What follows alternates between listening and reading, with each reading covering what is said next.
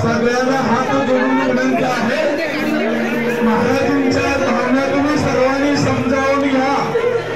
महाराजांना कुठल्याही प्रकारचा त्रास होणार नाही याची काळजी घ्या। ते आपले धर्मगुरू आहेत, गुरूंचा आदेश हा आपल्या सर्वांच्यासाठी श्रेष्ठ आहे। त्यांना अपार दुःख आहे, ते दुःख सहन करण्याची क्षमता आपण त्यांना देऊया आणि या सगळ्या घटनेचा आपण सन्मान करूया। सर्वांनी शांततेने संयमाने आपण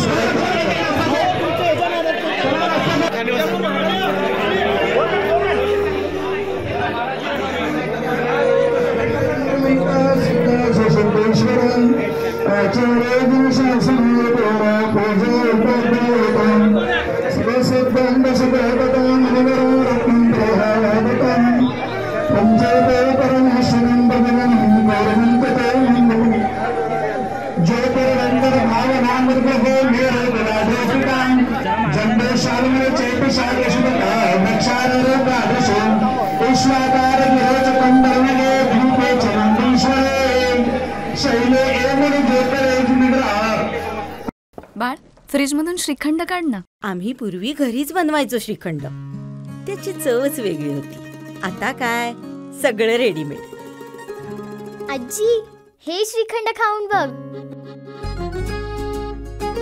आज तुझ्या आईनं घरीच बनवलं की काय?